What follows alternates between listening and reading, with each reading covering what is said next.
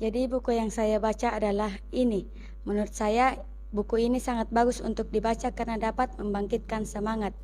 Jadi kali ini saya akan membahas sedikit tentang buku ini khususnya pada bab yang menarik menurut saya, yaitu berani gagal dan berani sukses.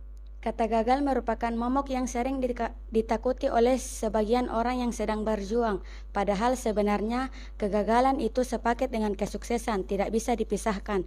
Karena kesuksesan adalah hasil dari akumulasi kegagalan-kegagalan yang telah kita lalui hingga mencapai titik kesuksesan. Coba lihat kata gagal merupakan momok yang sering ditakuti oleh sebagian orang yang sedang berjuang. Padahal sebenarnya kegagalan itu sepaket dengan kesuksesan, tidak bisa dipisahkan. Karena kesuksesan adalah hasil dari akumulasi kegagalan-kegagalan yang telah kita lalui hingga akhirnya mencapai titik kesuksesan. Coba lihat toko-toko besar di dunia, contohnya Thomas Alva Edison, penemu lampu pijar. Thomas Alva Edison pernah mengalami lebih dari 2000 kegagalan hingga akhirnya berhasil. Tapi dalam wawancaranya, ia berkata ia tidak pernah mengalami kegagalan, melainkan itu proses untuk menemukan cara yang benar. Sama seperti waktu kita masih bayi.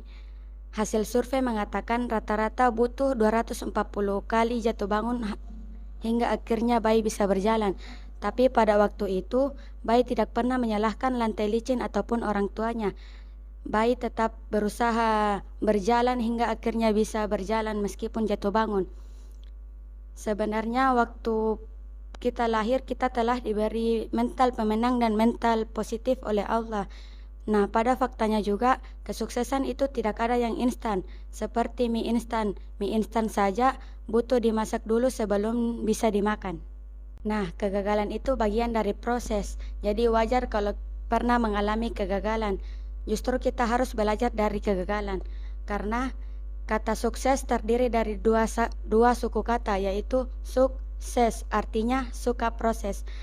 Orang-orang yang sukses juga bukan fokus pada hasil, melainkan mereka menikmati proses dan tidak pernah berhenti hingga tujuannya tercapai.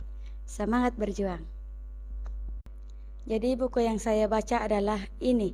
Menurut saya buku ini sangat bagus untuk dibaca karena dapat membangkitkan semangat. Jadi kali ini saya akan membahas sedikit tentang buku ini khususnya pada bab yang menarik menurut saya, yaitu berani gagal dan berani sukses. Kata gagal merupakan momok yang sering ditakuti oleh sebagian orang yang sedang berjuang. Padahal sebenarnya kegagalan itu sepaket dengan kesuksesan.